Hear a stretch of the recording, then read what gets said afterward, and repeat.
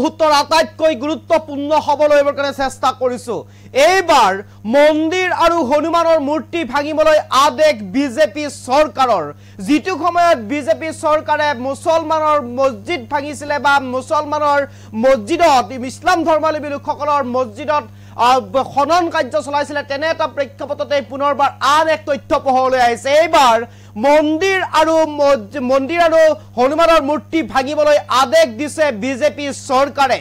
আৰু এই অভিযোগ এতিয়া উত্থাপন কৰিছে দিল্লীৰ মুখ্যমন্ত্ৰী আতিশী মাৰ্লেনাই। ইতিমধ্যে যিটো সময়ত আপৰ ফালৰ পৰা দিল্লী চৰকাৰে আপৰ ফালৰ পৰা প্ৰতিগৰাকী মন্দিৰৰ পুৰোহিত আৰু যি মন্দিৰৰ কৰ্মকৰ্তা আছে সেইসকললৈ 18,000কৈ টকা প্ৰদান কৰি অহা হৈছে মাহে, তেনে এটা প্ৰেক্ষাপটতে বিজেপি চৰকাৰে দিল্লীত থকা মন্দিৰ ভাঙিবলৈ আদেশ দিছে। এই অভিযোগ উত্থাপন কৰিছে মুখ্যমন্ত্ৰীগৰাকীয়ে। এই মুহূৰ্তত সবিশেষ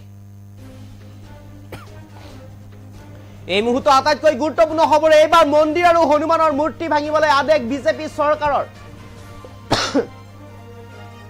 আৰু মন্দিৰ আৰু হনুমানৰ মূৰ্তিৰ লগতে বৌদ্ধ ধৰ্মৰ পবিত্ৰ স্থান ভাঙি পেলোৱাৰ নিৰ্দেশ বিজেপি চৰকাৰৰ। এই অভিযোগ দিল্লীৰ মুখ্যমন্ত্ৰীগৰাকীৰ। যিটো সময়ত আপে দিল্লীৰ প্ৰতিটো মন্দিৰৰ পূজাৰীক 18,000 মাহে সন্মান প্ৰদান কৰে, সেই সময়তেই কিন্তু এতিয়া বিজেপি চৰকাৰে দিল্লীৰ মন্দিৰ ভাঙিবলৈ আদেশ দিছে। এই মুহূৰ্তৰ আটাইতকৈ গুৰুত্বপূৰ্ণ খবৰ, এই অভিযোগ এতিয়া দিল্লীৰ মুখ্যমন্ত্ৰী আতিশী মাৰ্লেনাৰ। আৰু এই মুহূৰ্তত সবিশেষ লবৰ কাৰণে চেষ্টা কৰিছো। দিল্লীত থকা মন্দিৰ আৰু হনুমানৰ মূৰ্তি নাভাঙিবলৈ এতিয়া আহ্বান বিজেপিক দিল্লীৰ মুখ্যমন্ত্ৰীগৰাকীৰ। আৰু এই মুহূৰ্তৰ সবিশেষ, এইবাৰ মন্দিৰ আৰু হনুমানৰ মূৰ্তি ভাঙিবলৈ আদেশ বিজেপি চৰকাৰৰ। মন্দিৰ আৰু হনুমানৰ মূৰ্তিৰ লগত বৌদ্ধ ধৰ্মৰ পবিত্ৰ স্থান ভাঙি পেলোৱাৰ নিৰ্দেশ দিয়াৰ অভিযোগ উত্থাপন কৰিছে এতিয়া আতিশী মাৰ্লেনাই। যিটো সময়ত আপে দিল্লীৰ প্ৰতিটো মন্দিৰৰ পূজাৰীক 18,000 মাহে সন্মান প্ৰদান কৰে, তেনে এটা সময়তে এতিয়া দিল্লীত থকা যি মন্দিৰ আৰু হনুমানৰ মূৰ্তি আছে, সেই হনুমানৰ মূৰ্তি আৰু মন্দিৰ ভাঙিবলৈ নিৰ্দেশ দিছে বিজেপিয়ে।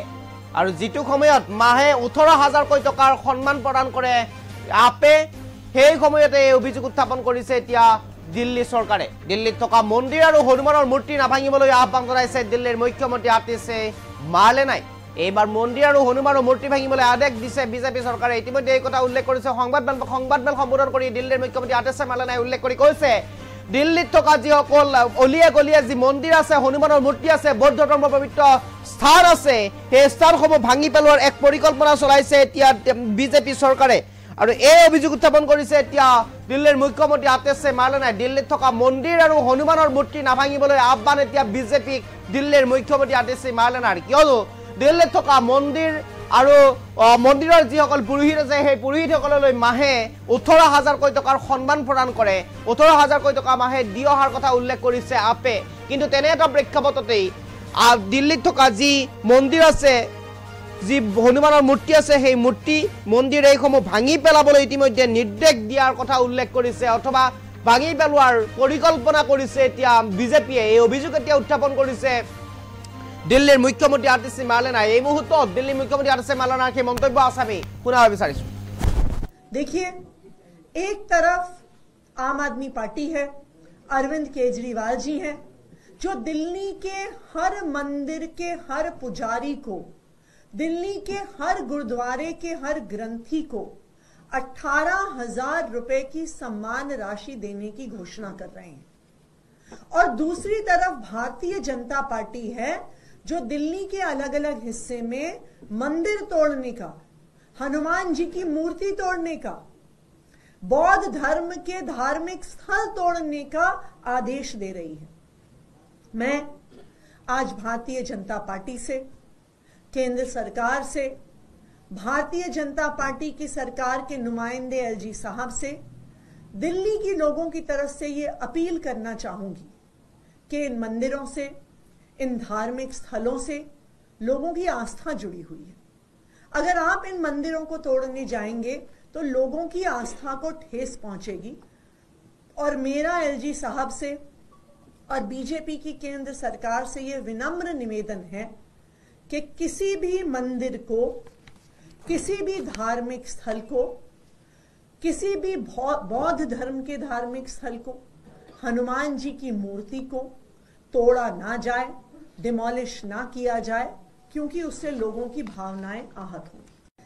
देखिए, एक तरफ आम आदमी पार्टी है, अरविंद केजरीवाल जी हैं, जो दिल्ली के हर मंदिर के हर पुजारी को, दिल्ली के हर गुरुद्वारे के हर ग्रंथी को 18,000 रुपए की सम्मान राशि देने की घोषणा कर रहे हैं। और दूसरी तरफ भारतीय जनता पार्टी है, जो दिल्ली के अलग अलग हिस्से में मंदिर तोड़ने का, हनुमान जी की मूर्ति तोड़ने का, बौद्ध धर्म के धार्मिक स्थल तोड़ने का आदेश दे रही है।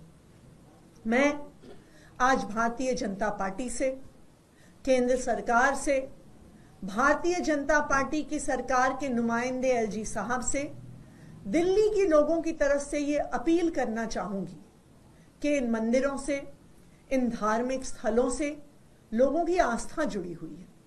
अगर आप इन मंदिरों को तोड़ने जाएंगे तो लोगों की आस्था को ठेस पहुंचेगी। और मेरा एलजी साहब से और बीजेपी की केंद्र सरकार से यह विनम्र निवेदन है कि किसी भी मंदिर को, किसी भी धार्मिक स्थल को, किसी भी बौद्ध धर्म के धार्मिक स्थल को, हनुमान जी की मूर्ति को तोड़ा नहीं।